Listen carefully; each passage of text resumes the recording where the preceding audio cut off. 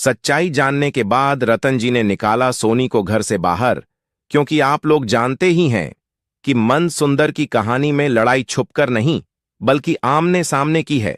क्योंकि दोस्तों, अब शीतल घर आ चुकी है और अब शीतल होश में भी आ चुकी है, जिसके बाद शीतल जो है वह रूही को सारी बात बताती है जो उसके साथ हुआ है, जिससे रूही अंदाजा लगाती है कि शीतल के साथ यह सब शायद अवनी दीदी ने किया है ताकि वह रोमिल जी को हमेशा के लिए अपना पति बना सके। क्योंकि दोस्तों, रूही को भी पता चल चुका है कि बिट्टू का पिता नहर नहीं बल्कि रोमिल है, जिसके बाद रूही जो है वह सीधे अवनी पर उंगली उठा देती है और कहती है कि अवनी दीदी, आपने ही शीतल को जहर दिया था और अपने ही शीतल को किडनैप किया था। पर दोस्तों, रूही यहां पर गलत है और शीतल से भी गलती होती है, क्योंकि दोस्तों इन सब के पीछे सोनी और दादी है ना कि अवनी है। अवनी को तो पता भी नहीं है कि बिट्टू का बाप रोमिल है और शीतल को जहर दिया गया था और इस घर के सदस्य ने ही शीतल को किडनैप किया था। पर दोस्तों, रूही के मुंह से सब बातों को सुनकर कि अवनी भी काफी ज्यादा घबरा जाती है और सोनी आगे बढ़कर के रूही को छांटा मारती है। तभी रूही सोनी का हाथ पकड़ लेती है और कहती है कि आपने यह हक खो दिया है, क्योंकि अब मैं पहले जैसी नहीं रही कि आप लोग जुल्म पर जुल्म करते जाएं और मैं सहते जाऊं, क्योंकि आप लोगों की वजह से मेरे नाहर जी की जान खतरे में आ चुकी है। जिसके बाद रतन भी रूही का सपोर्ट करता है और सोनी से कहता है कि सोनी, तुम्हारा कोई हक नहीं बनता कि तुम रूही पर थप्पड़ चलाओ। और दोस्तों, सच्चाई खुलने के बाद में आगे की कहानी में आपको दिखाया जाएगा कि रतन खुद सोनी को घर से बाहर निकालेगा।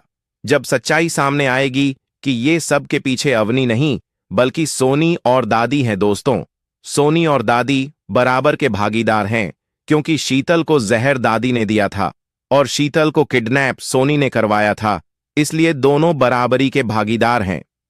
शीतल को किडनैपिंग और उनके जान लेने की साजिश में इसलिए दोस्तों दादी को जेल होगा और सोनी को घर से बाहर निकाल जाएगा, क्योंकि दादी ने शीतल की जान लेने की कोशिश की और सोनी ने शीतल को किडनैप करवाया।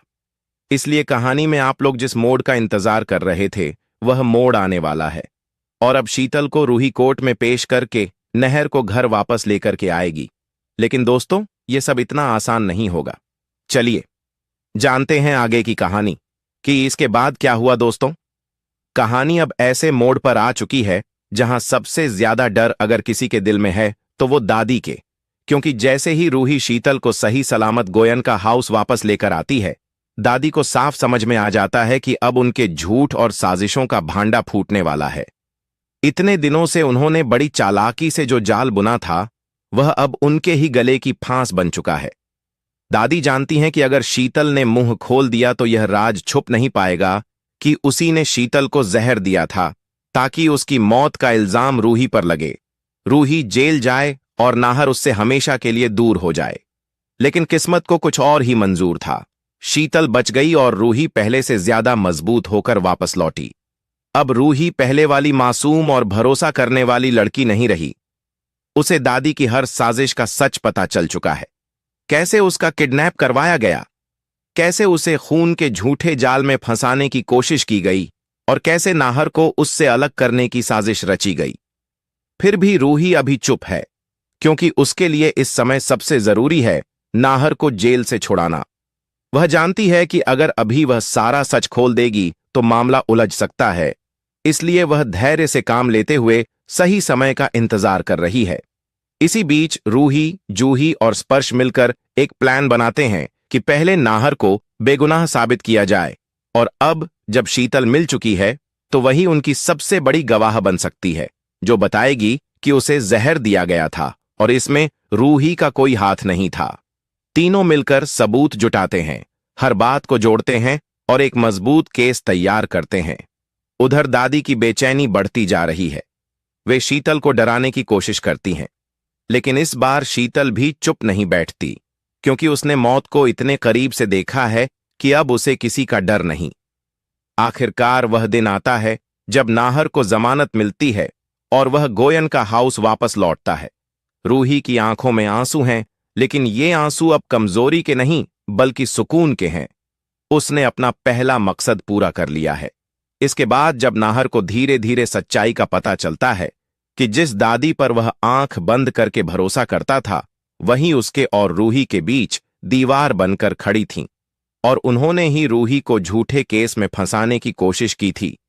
तो उसका दिल टूट जाता है।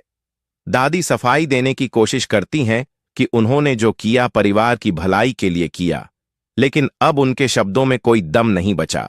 शीतल की गवाही, जहर की रिपोर्ट और किडनैपिंग की सच्चाई सबके सामने रखी जाती है और नाहर के चेहरे पर गुस्सा साफ दिखाई देता है। वह दादी से सवाल करता है कि क्या प्यार इतना बड़ा गुनाह था कि उसके लिए किसी की जिंदगी बर्बाद कर दी जाए, लेकिन दादी के पास कोई जवाब नहीं होता। तभी नाहर एक और बड़ा फैसला लेता है और सबके सामने रोमिल की सच्चाई उजागर करता है कि बिट्टू का असली पिता रोमिल है। यह सुनते ही घर में सन्नाटा छा जाता है और रोमिल का सच सबके सामने आ जाता है। अब परिवार के पास झूठ को बचाने का कोई रास्ता नहीं बचता। नाहर साफ कह देता है कि इतने बड़े धोखे के बाद वह दादी को माफ नहीं कर सकता, क्योंकि यह गलती नहीं बल्कि सोची समझी साजिश थी। रूही को बर्बाद करने और उसके प्यार को खत्म करने की कोशिश थी। जो दादी कभी पूरे घर को अपनी उंगलियों पर नचाती थीं, आज वही कटघरे में खड़ी हैं। परिवार के बाकी सदस्य भी अब सच का साथ देने का फैसला करते हैं और दादी की उल्टी गिनती सच में शुरू हो जाती है। इस सबके बीच रूही शांत खड़ी रहती है, क्योंकि उसकी लड़ाई बदले की नहीं बल्कि इंसाफ की थी। उसने साबित कर दिया कि सच देर से सही लेकिन सामने जरूर आता है, और अब नाहर सच के साथ खड़ा है, चाहे इसके लिए उसे कितनी भी कीमत क्यों न चुकानी पड़े। आने वाले मोड़ पर यह देखना दिलचस्प होगा कि दादी को उनके कर्मों की सजा कैसे मिलती है, रोमिल अपनी गलती कबूल करता है या नहीं, और क्या नाहर और रूही की जिंदगी में आखिरकार सुकून लौट पाता है, क्योंकि अब कहानी अपने सबसे बड़े खुलासे और फैसले की ओर बढ़ चुकी है। तो दोस्तों, कैसा लगा अपडेट अच्छा लगा होगा तो हमारे चैनल को सब्सक्राइब कर लीजिएगा।